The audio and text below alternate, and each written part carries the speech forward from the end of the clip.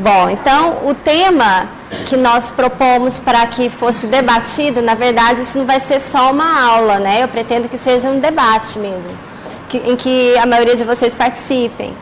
É esse, envelhecimento com qualidade de vida. E para a gente começar, já gerando uma reflexão, eu faço essas seguintes perguntas. Quando se inicia a velhice? E o que seria o envelhecimento? Alguém se habilita a comentar? Parece que os meus slides ficaram desconfigurados.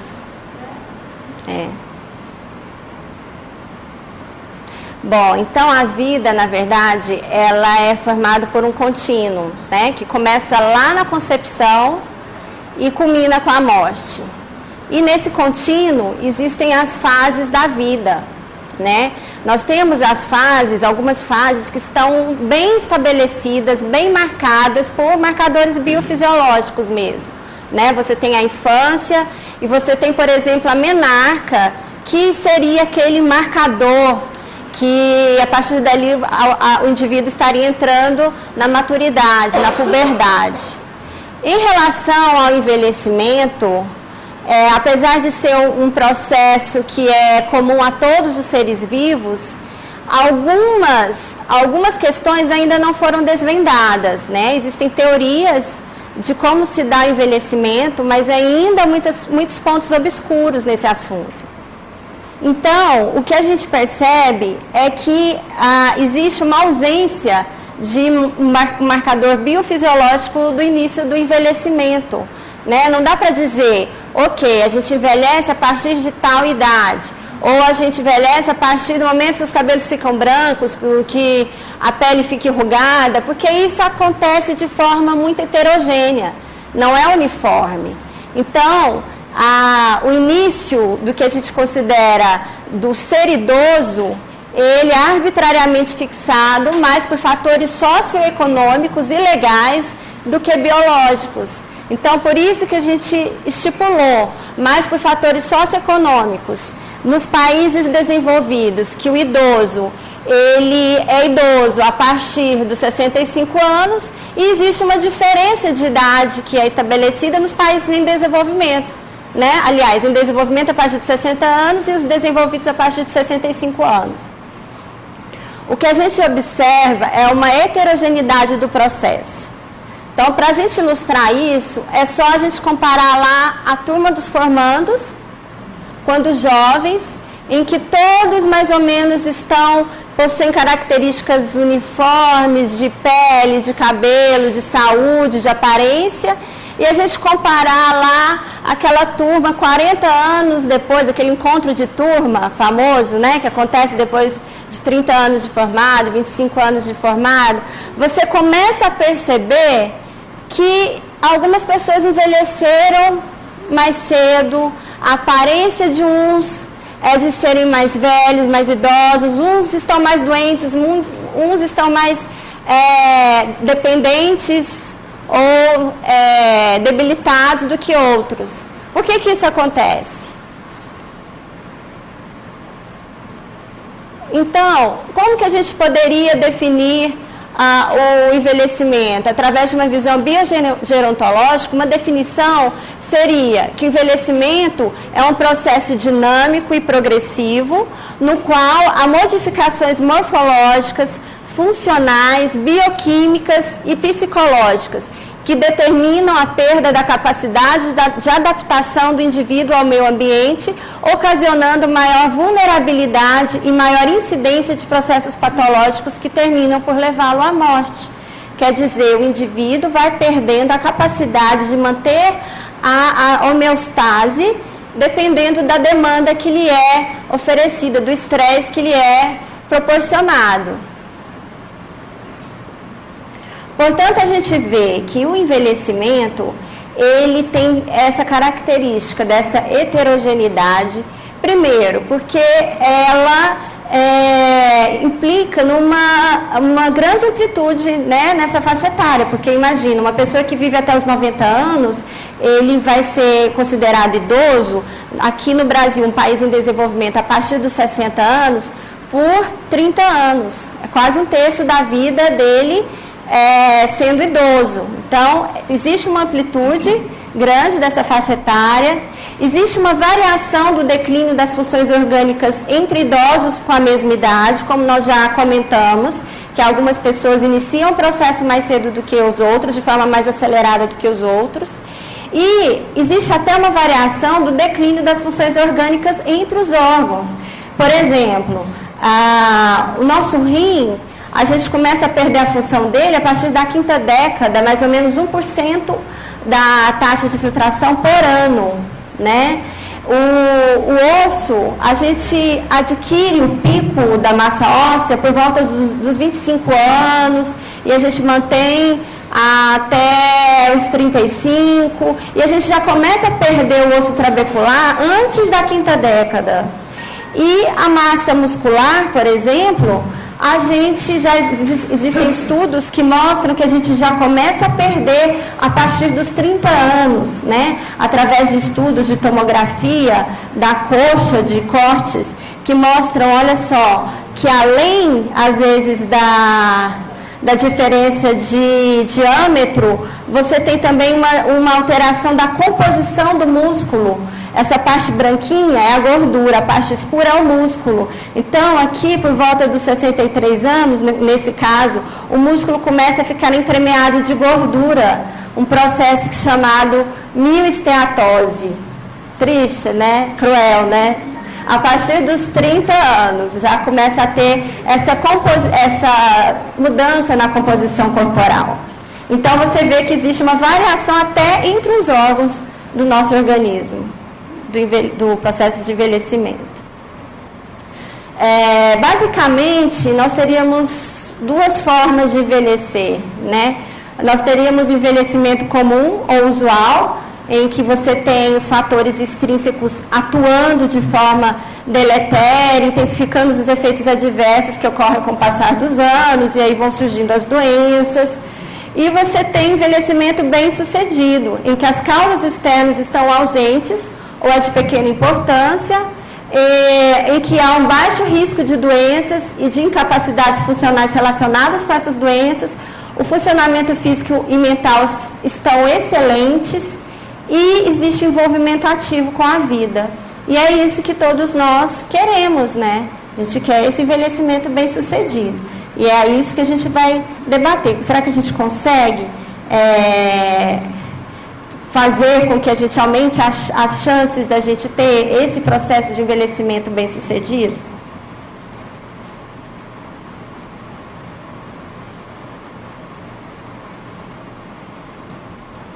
Simplesmente algumas coisas sumiram aqui da minha apresentação. Envelhecimento populacional. É porque tinha um gráfico aqui mostrando que aqui era um triunfo ou era um problema, né? Quer dizer, a gente discute muito que a gente tem ganhado anos de vida, que aumentou-se a expectativa de vida, que aumentou-se o número de habitantes nessa faixa. E isso a gente pode comemorar, porque de fato a gente venceu vários percalços e algumas coisas estão relacionadas a alguns programas bem-sucedidos de política pública, ok. Mas, por outro lado, isso pode ser um problema, né? A partir do momento que esses anos ganhados de vidas não são anos que são vividos com doenças, com incapacidades, com dependência, né? O que a gente quer é ganhar, sim, anos de vida, mas ganhar anos de vida com saúde. E isso, por enquanto, a gente ainda não conseguiu. Nós aumentamos o tempo de vida, mas nós aumentamos o tempo de vida com doenças, né? E, afinal, existe uma receita para você ter uma qualidade de vida nessa fase da vida? Então, aqui vamos propor uma receita, de fato, assim, como se a gente estivesse prescrevendo lá no receituário. para a senhora Maria Marques. Então, vamos lá. Ela deve acordar cedo, fazer 2 horas de exercícios, alimentar-se frugalmente, não fumar, não beber, praticar mais 2 horas de exercício, não ir a reuniões sociais para dormir cedo, evitar tudo que cause estresse e tomar comprimidos de vitaminas. Perfeito, né? Quem quer? Será que é qualidade de vida? Será que você vai...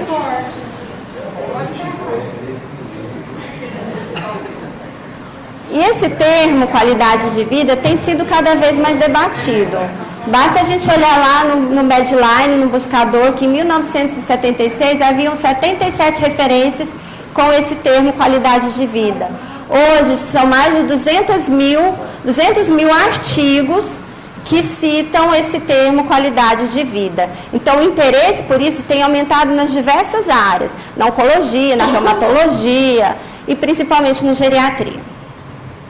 Eu acho que vários slides meus vão ficar perdidos, eu não sei porquê.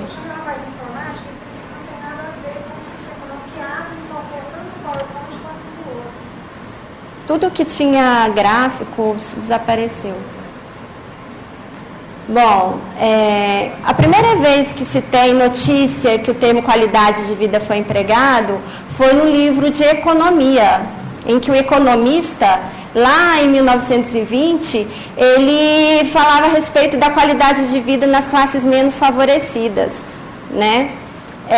E depois, em 1953, 1957, então esse termo ficou esquecido por um tempo, aí depois retornou o tema em 1953 e em 1957, a partir do momento em que eles discutiam o crescimento econômico sem limites, com exaustão de recursos e poluição do meio ambiente, o que isso implicaria no bem-estar futuro da população.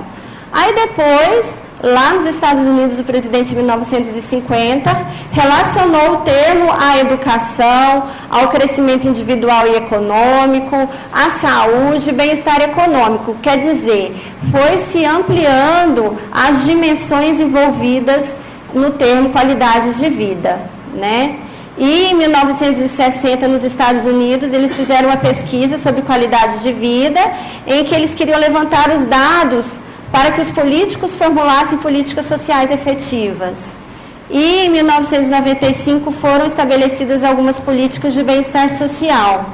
Mas mesmo com esses dados, ainda não se tinha estabelecido um conceito efetivo, adequado do que seria qualidade de vida. Por quê? Porque qualidade de vida é também um conceito subjetivo, né? Você precisa estar perguntando para o indivíduo quanto você está satisfeito ou insatisfeito com a qualidade de sua vida, e o dono da vida é quem deve avaliar a qualidade da sua vida, não é? É o que...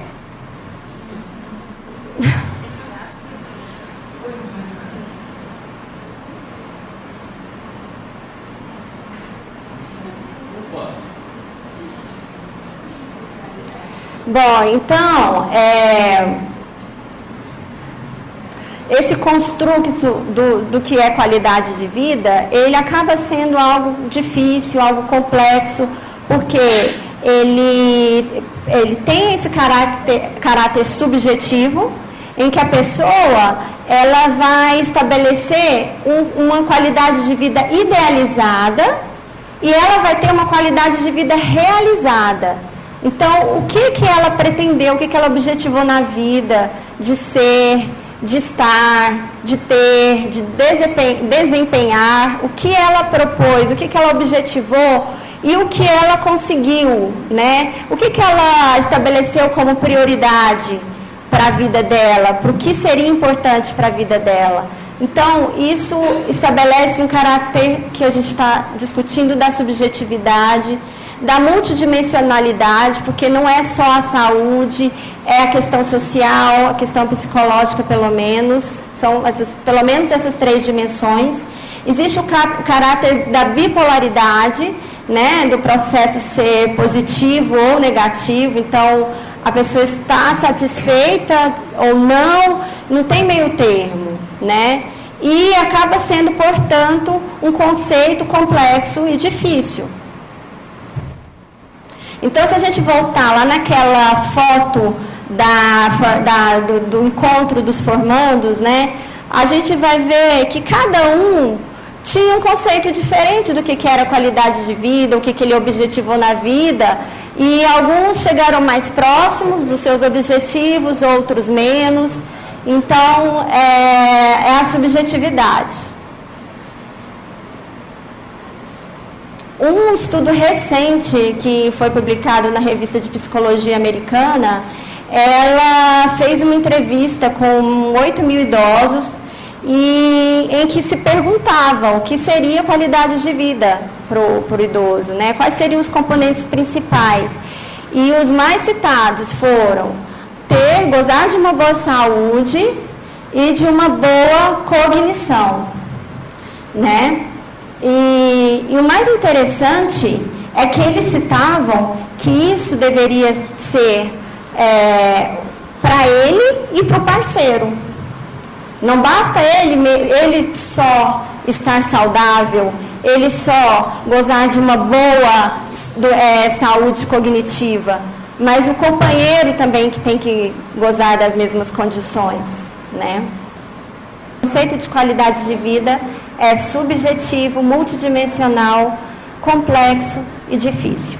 E o que mais é levantado como principal para se ter uma qualidade de vida seria, na maioria das vezes, essas duas condições, ter saúde e gozar de uma boa cognição. O Dr. Renato Maia, que é um geriatra de Brasília, ele faz uma comparação muito interessante, né? Ele fala que a nossa saúde seria como fosse uma riqueza que estivesse sofrendo o efeito de uma inflação, né? Vamos supor, vamos pensar, por exemplo,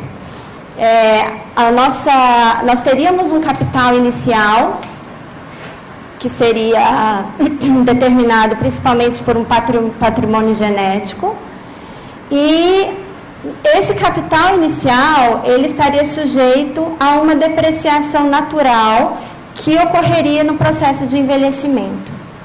Alguns investem mais, vão ter condutas que vão aumentar esse patrimônio inicial, né? Através de várias medidas, cuidando da saúde, tendo uma boa alimentação, fazendo atividade física e tudo mais. Outros vão mais ou menos preservar o seu capital, não vão gastar, não vão esbanjar esses recursos. Então, eles vão manter o capital ali, não investiu muito, mas também não esbanjou, né? E terão aqueles que irão esbanjar, que irão gastar excessivamente, né, através de hábitos inadequados, através de exposição de riscos, de acidentes, por exemplo, ou através da aquisição de algumas doenças. Então, esse processo aqui, ele vai sofrer uma depreciação pelo envelhecimento, mas aqueles que conseguiram poupar, eles vão, no final da vida, ter um estoque maior de saúde, né? Aqueles que tiveram um capital inicial ruim já, por exemplo, já tinham doenças hereditárias, ou não investiram, esbanjaram, eles vão ter o quê? Um consumo maior desse capital e, por consequência, um estoque menor de saúde aos 65 anos. Não, simplesmente aqui era o slide mais importante. Bom, então, o capital de saúde seria o conjunto de fatores que propiciam o bem-estar psicológico, físico, social e ambiental. E eles proporcionariam uma capacidade de reagir às demandas do meio ambiente e às condições desestabilizadoras. Então, a gente teria aqui no centro o capital de saúde e aqui o capital genético, o capital genético. Já se falou que para se viver muito, você deveria escolher os seus pais, né? Quem quisesse viver muito, que escolhesse os seus pais. Mas hoje se sabe que a genética, ela seria responsável por mais ou menos 30% do seu tempo de vida, tá? E, por enquanto, isso não se modifica. As terapias genéticas, elas são da ordem experimental. Então, você não modifica. E existe até uma história interessante que fala que uma bailarina muito bonita, ela propôs um casamento com um escritor muito inteligente, Robert Shaw, e ele recusou. Aí ela falou, não, a proposta seria que se eles se casassem, eles teriam um filho com a beleza dela, uma beleza incomparável, e uma inteligência acima da média. E ele se recusou porque ele falou, e se ele nascesse com a minha beleza e com a inteligência dela, né? Então a genética pode pregar peças.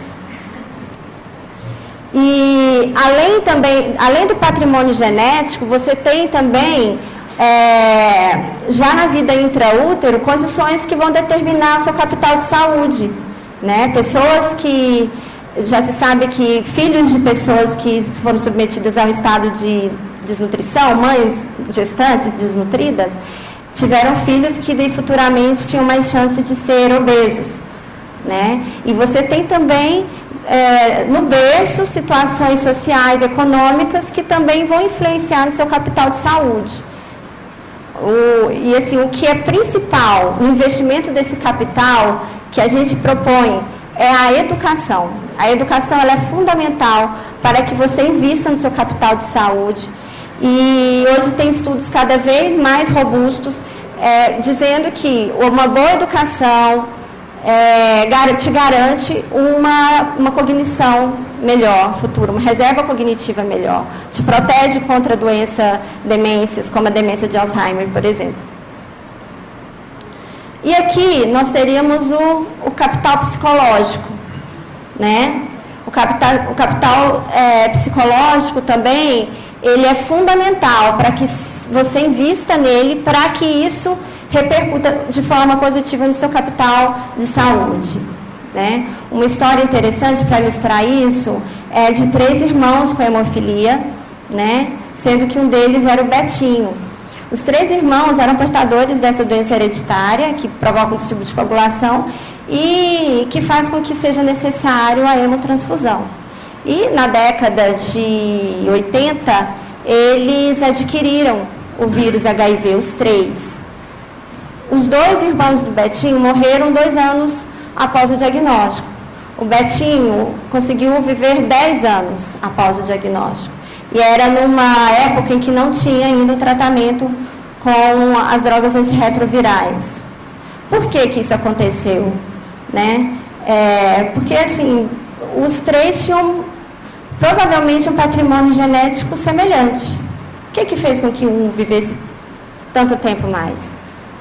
O que a gente sabe é que o Betinho, ele tinha um ideal de vida, né? Ele se empenhou nas campanhas contra a fome, fez campanhas que conscientizavam, né, da necessidade de doação e contra a miséria e contra a fome.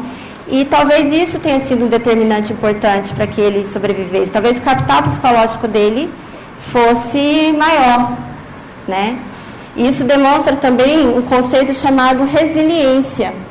A resiliência, ela vem da física, é a capacidade que o material tem de sofrer um estresse e manter a sua forma após esse estresse, né? Ele é submetido a uma liberação de energia e ele volta à sua forma anterior.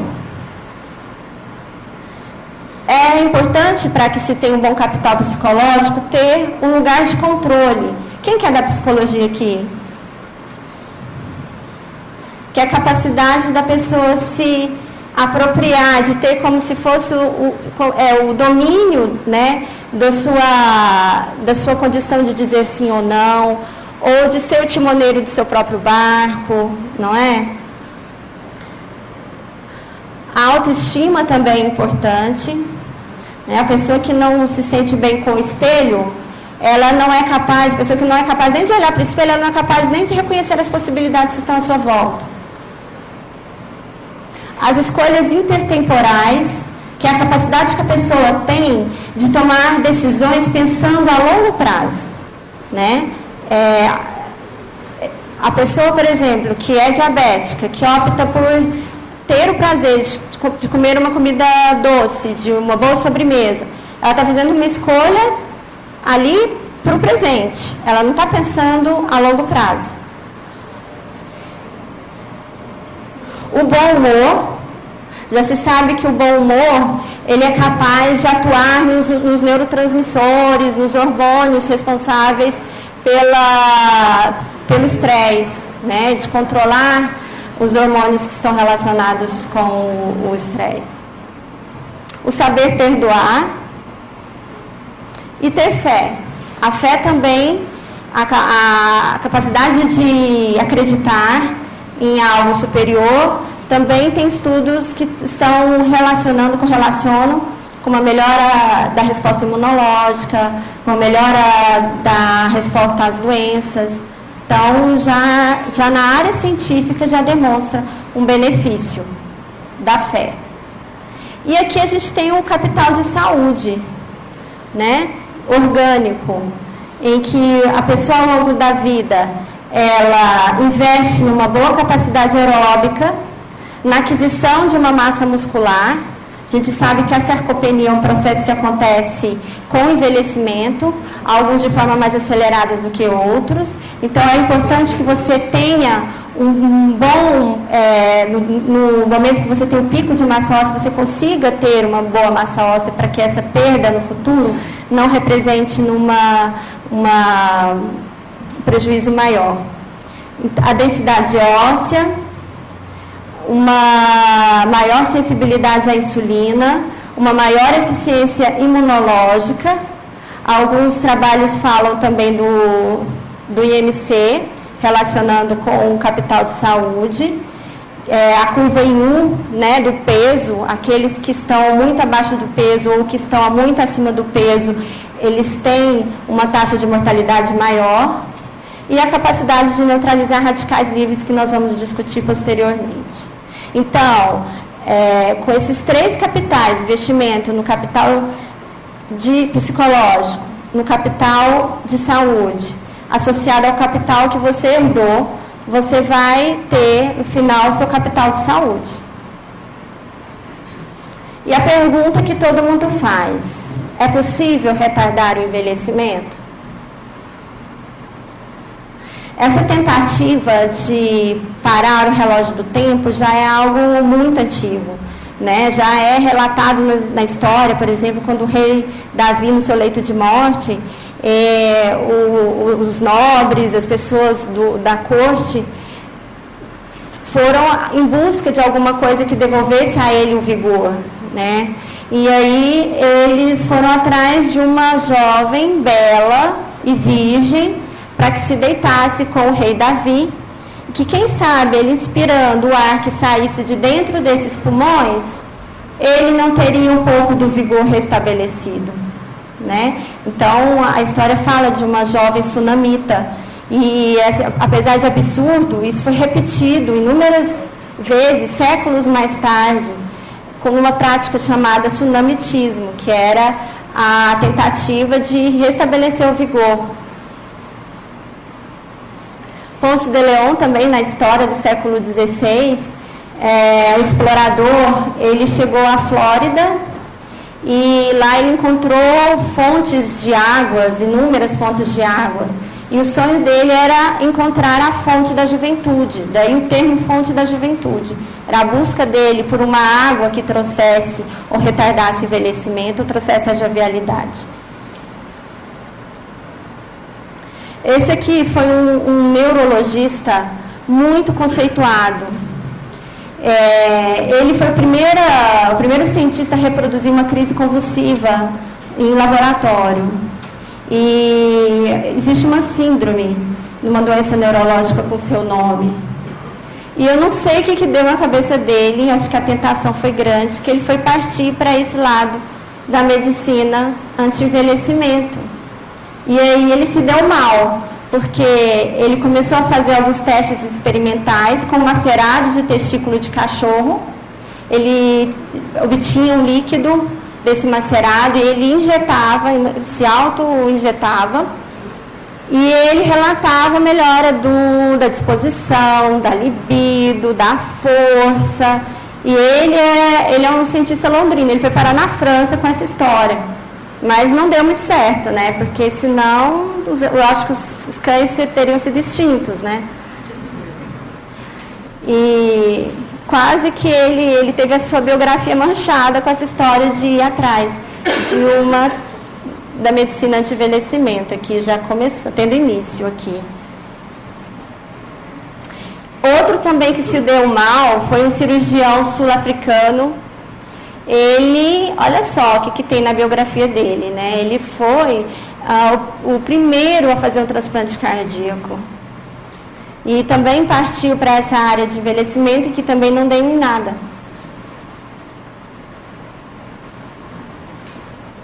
E talvez a mais famosa das médicas que tiveram a sua história, sua biografia envolvida com na tentativa de retardar o envelhecimento, foi Anna Aslam. Anna Aslam tem até hoje a clínica com o seu nome lá na Romênia, muito famosa. E ela, uma vez, um aluno dela estava com uma dor no joelho por causa de uma artrite gonocócica que impedia ele de deambular. E ela foi testar a procaína, injetou a procaína na sua artéria e ele apresentou uma melhora significativa. E ela foi reproduzindo essa experiência e observando que as pessoas que usavam essa procaína passavam a ter uma disposição maior, passavam a ter um vigor maior. E a procaína é até hoje utilizada com o nome de Gerovital H. Ela é a injeção da pamonha, vocês conhecem, que dá um cheiro de pamonha? A pessoa que usa fica com cheiro de pamonha. E esse efeito, que aparentemente seria benéfico, que trazia esse bem-estar, hoje é entendido como um efeito da procaína, um efeito antidepressivo que a procaína parece ter. A procaína age como se fosse um mecanismo de uma das classes de antidepressivos, os imaus. E isso geraria esse bem-estar. Ou seja, se ele usasse esse procaína ou se usasse um antidepressivo, o paciente teria a mesma reação. Alguém pode me falar o horário? Depois que eu tiver... Não, mas é até que horas? Até às 10? E aí, a lista de clientes famosos de Anna Aslam é bem grande, tá? John Kennedy, Charles Chaplin. E o FDA, na verdade, tem uma posição totalmente contrária à procaína. O seu uso é feito, então, de forma indevida, até porque é uma droga que aumenta o risco de queda de pressão e de convulsões. Ginkgo biloba também já foi uma substância muito relacionada à saúde da cognição. Hoje os estudos não apoiam, são contrários a essa crença. Então, o ginkgo biloba, depois de um estudo randomizado, controlado, bem desenhado, mostrou que não tinha um efeito positivo sobre a memória. Ginkgo biloba não tem esse efeito positivo. E, ao contrário do que as pessoas pensam, é uma medicação natural, não vai causar nenhum dano.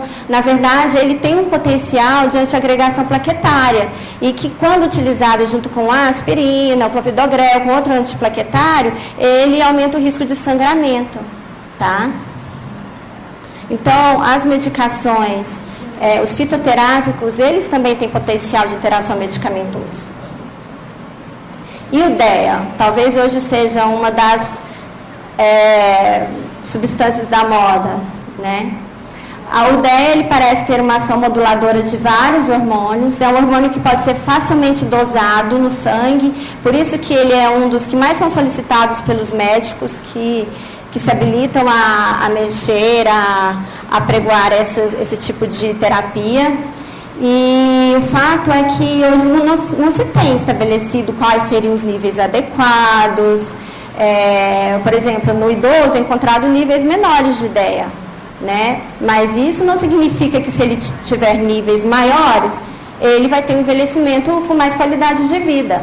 Até porque é uma substância que pode exacerbar tumores latentes nas mamas, nos ovários, no útero e próstata.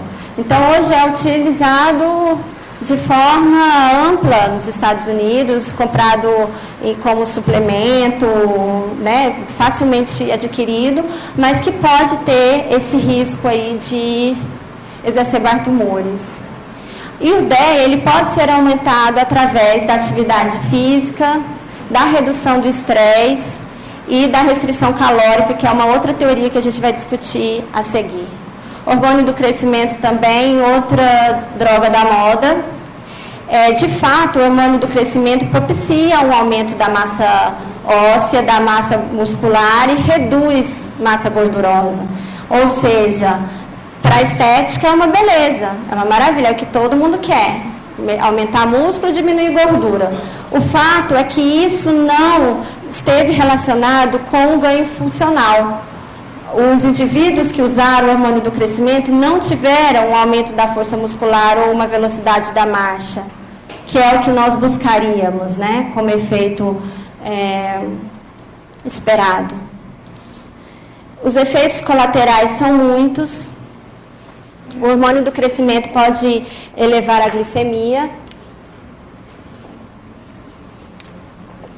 pode provocar edema, dores articulares, cefaleia, aumento das mamas e síndrome do túnel do carpo.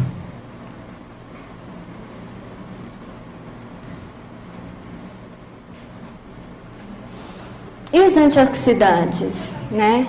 Os antioxidantes, eles são moléculas que têm a capacidade de interagir com radicais livres e atrasar ou inibir a oxidação de outras moléculas, prevenindo a lesão de outras moléculas. E aí nós temos as vitaminas.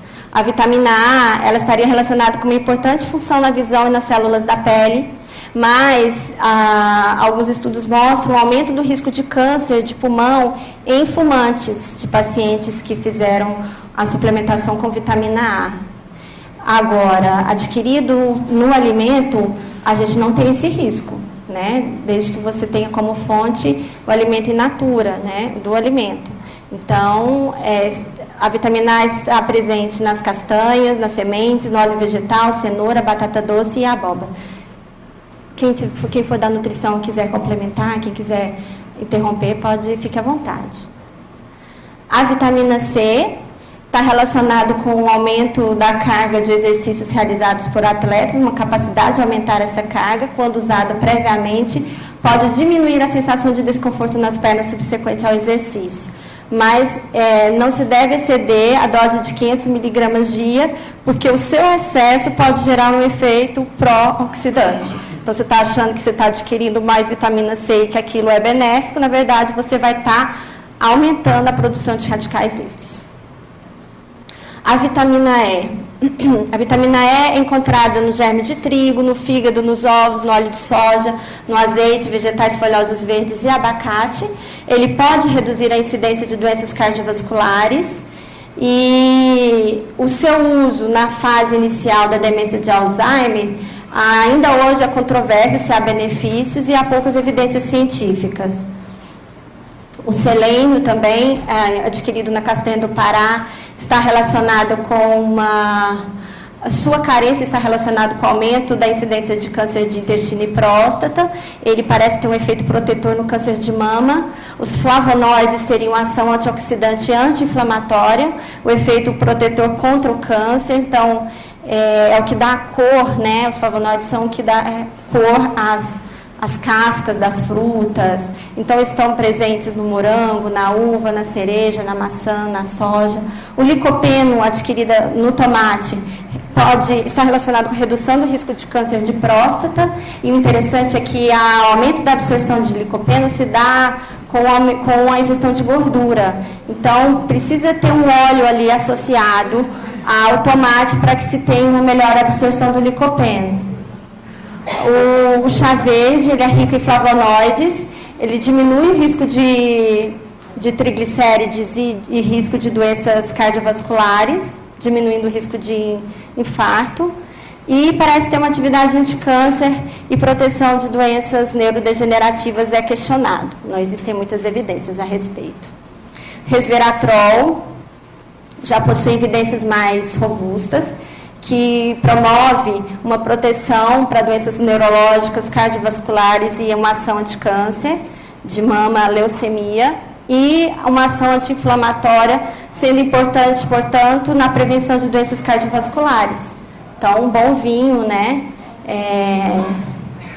De preferência tinto seco. E essa daqui, ela entrou no Guinness como a mulher que mais tempo viveu, que tinha os documentos realmente que comprovavam. Ela viveu até 122 anos. E ela atribuía a sua longevidade à ingestão de 2 quilos de chocolate por semana que ela fazia. Ela é uma francesa.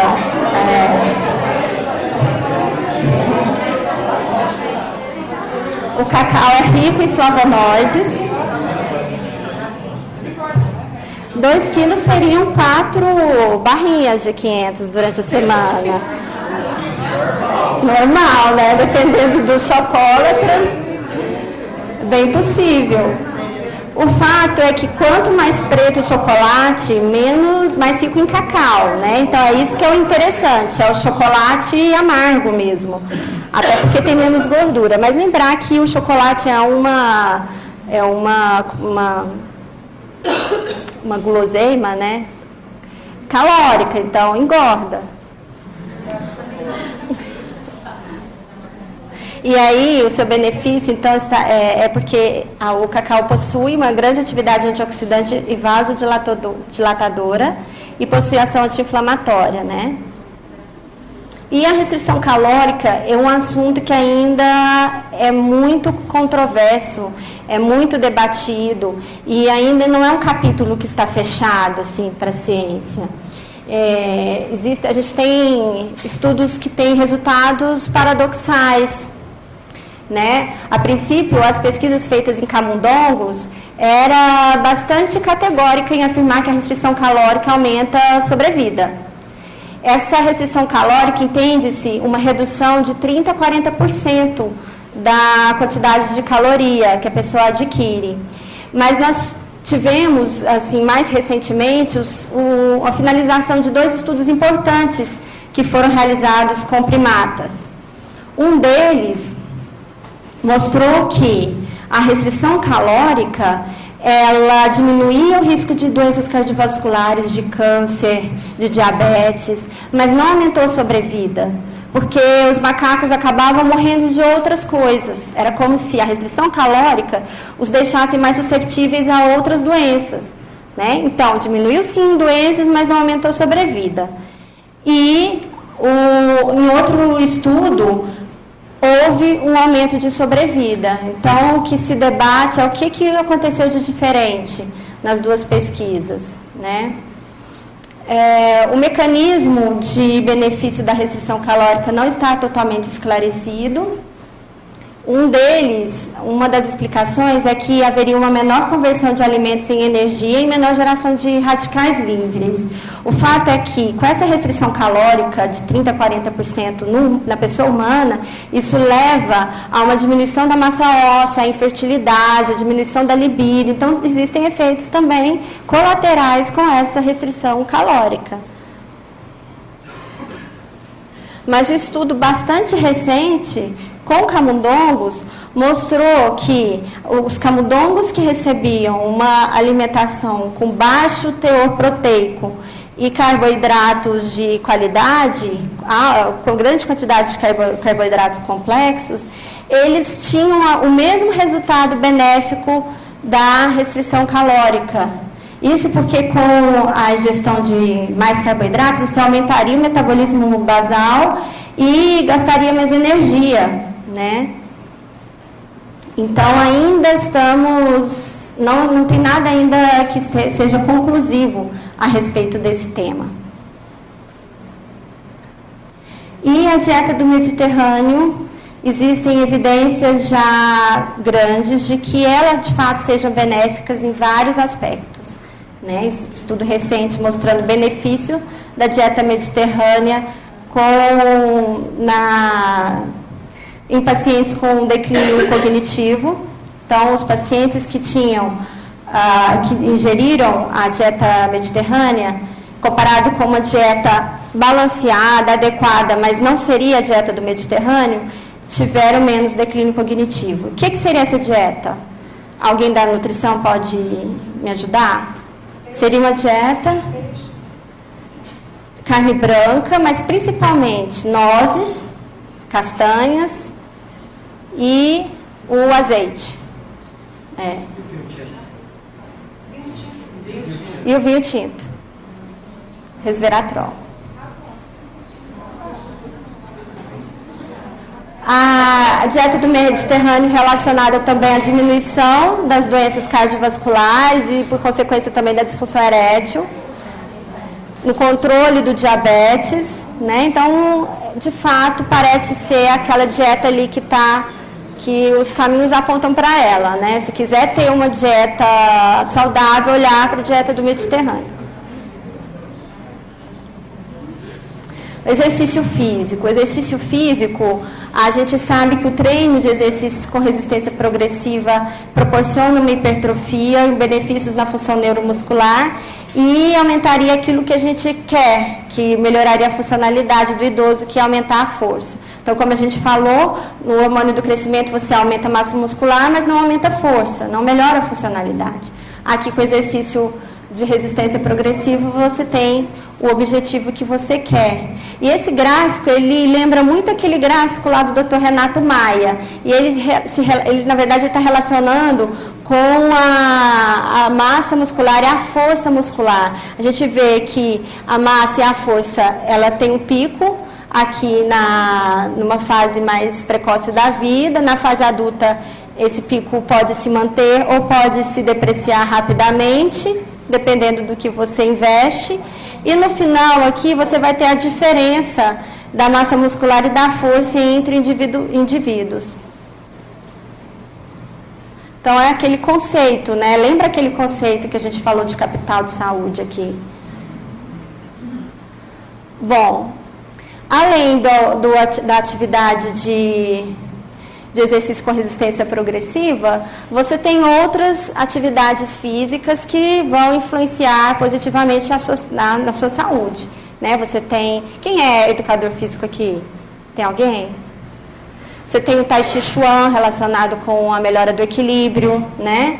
Até a dança também, alguns estudos relacionando com a melhora da incontinência urinária. Então, você vai ter, dependendo do objetivo que você quer, uma modalidade mais apropriada para aquilo que você pretende. Bom, e aí eu trago aqui duas sentenças para a gente refletir. Uma diz assim: tomar injeções ou ingerir uma pílula é muito mais fácil do que se disciplinar para fazer exercícios físicos, resistir às tentações da mesa e aderir a uma alimentação saudável. E aprender a lidar com os sentimentos de maneira que um descontrole emocional não repercuta no funcionamento do organismo. Todas essas atitudes, como se sabe, de fato prolongam a vida e, mais do que isso, a tornam melhor.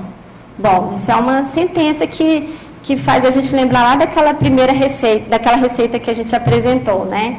A alimentação, atividade física, ok. E aqui uma outra sentença.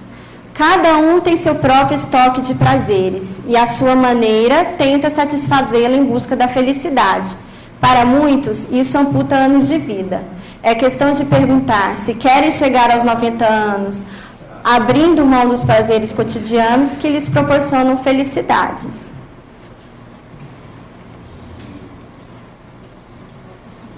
E para finalizar, aqui um trecho da música de Tom Jobim e Vinícius de Moraes.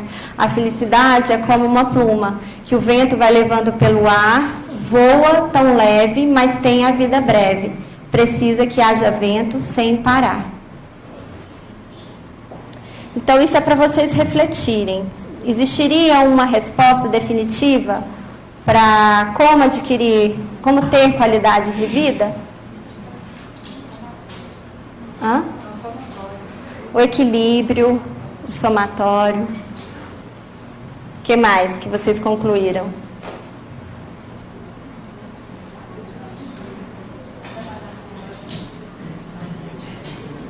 Então é isso. Deixo aqui a reflexão, né, para cada um. Obrigada.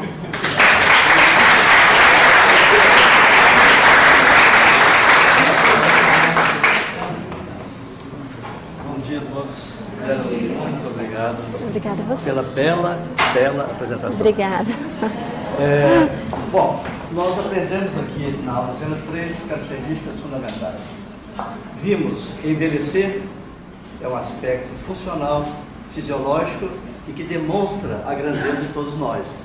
Nascemos, crescemos, envelhecemos e morremos. Aprendemos o que é qualidade de vida. Eu acho que qualidade de vida é muito mais um sentimento emocional. Ele é um feeling, ele é um sentimento. Faça uma comparação. De um lado, os monges tibetanos. Do outro lado, qualidade de vida. Busca emocional da qualidade de vida.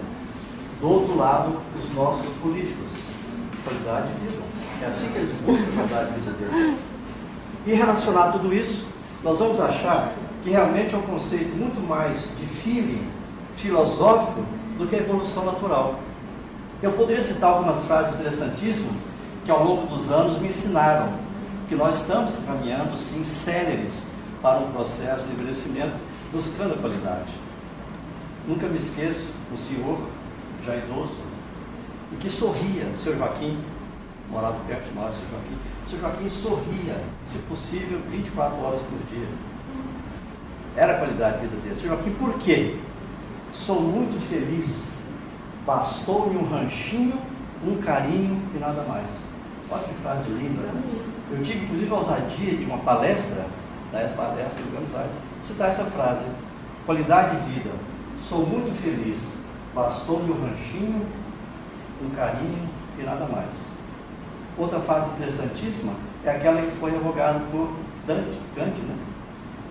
Viver o dia de hoje como se fosse pela última vez, mas com a responsabilidade da vida eterna. Olha que equilíbrio perfeito. É um equilíbrio quase que esteniano. Viver hoje como se fosse pela última vez, mas com a responsabilidade da vida eterna. Só foi belíssima, porque ela nos traz exatamente esses conceitos. Aprendemos que a qualidade de vida existe na infância, na adolescência, no adulto e no envelhecimento. Aprendemos que a qualidade de vida, ela é simplesmente um sentimento emocional. Cada um tem a sua qualidade de vida. O Sr. Joaquim, que é um ranchinho, um carinho, nada mais, para que é exatamente viver hoje, intensamente, momento intenso, como se fosse pela última vez. Cada um escolhe, esse é o livre-arbítrio de cada um considerar-se feliz dentro dessa emoção. Porque não existe nada mais fisiológico, não existe nenhuma lei que nos restringe sermos felizes. Essa é a nossa qualidade de vida. Desde que não haja uma interpelação, que não haja nenhuma comoção com quem convivemos. Eu acho que esse é um componente emocional forte, muito forte. E eu interpelo, inclusive, aqui uma sensação daquele que ao longo dessa trajetória de vida me acompanhou. Fomos felizes na nossa adolescência, fomos felizes na idade adulta e somos felizes hoje, porque os chineses dizem: quem não é belo aos 20, forte aos 30, rico aos 40 e sábio aos 50, nunca será belo, forte e sábio. Eu diria, Zé, feliz aos 60. Ciro, complemente, por favor.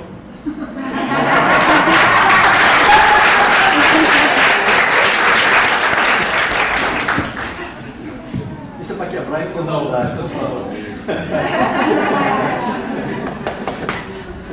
Isso é para quebrar a informalidade.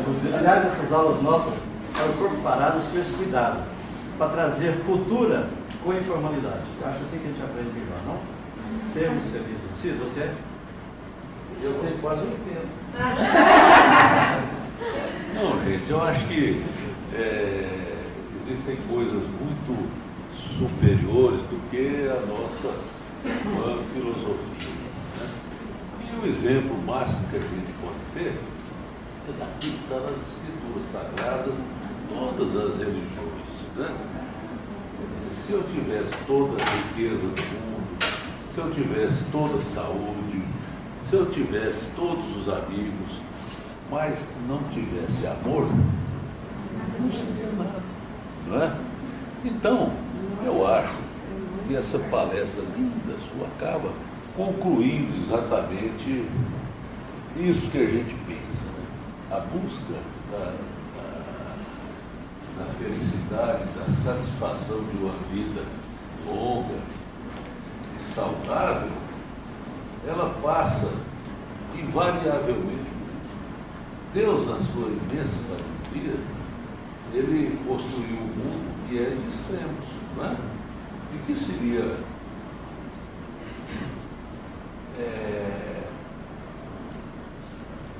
o prazer de beber um copo d'água, um exemplo tão simples, se a gente não tivesse sede, né? E que seria o prazer da plenitude, da saúde, se a gente não sentisse dor, não é? E assim por diante. Essa é a síntese da sabedoria divina. O mundo seria muito sem graça se não existisse a doença, certo? Que a gente valoriza exatamente esse ponto da saúde. Seria muito sem graça se não existisse a sede, se não existisse a dor, se não existisse até os conflitos que acabam apurando e aprimorando a nossa forma. Então, não importa se a gente tenha a idade que tiver. O importante é a gente sempre conseguir ser jovem há mais tempo, né? E a alegria da vida se resume exatamente no prazer de você estar conseguindo pensar nos outros. Eu, já na minha idade provecta, bem maior do que meu grande amigo que conheci aqui, bem maior do que meu colega, mas ela se resume em quê? No entendimento de que todas as raivas que eu faço, todos os erros que eu cometo, né, todas as injustiças que eu posso fazer, fazem parte da nossa condição humana, certo? Nós erramos diariamente. Só não erra quem já tem o erro original de não fazer nada. Isso é errado por natureza mesmo. Agora, quem trabalha, todos nós aqui no hospital, temos um imenso prazer da perspectiva de salvar vidas, né? Então, essa perspectiva nos dá qualidade de vida, à medida que a gente faça isso com compaixão, com amor e não com trabalho, com missão. E não importa quanto a gente viva, é de fundamental importância o respeito aos preceitos da ciência, né? É saber entender que não é uma simples dieta ou simples exercício físico, né? Que vai fazer a gente ter mais qualidade de vida. E nisso eu concordo com o Luiz quando ele diz que não importa o que a gente vive, importa mais que cada segundo que você viva seja feito com intensidade, com amor, né? E isso a gente consegue fazer junto com todos os sofrimentos característicos da nossa vida. De qualquer forma, com uma palestra tão abrangente, de tão difíceis concepções, né, nós nunca vamos ter necessidade de usar extrato intestino, cachorro, de outras coisas. Porque o amor é muito maior do que isso. Quando eu estou com a minha querida Núbia, com quase 50 anos de casado, né, tem os prazeres do amor verdadeiro e da relação, a relação íntima, certo? Mas feita sob outra perspectiva. Assim, aí eu me engrandeço, sou feliz e tenho vontade de chegar até ao 100. Não é?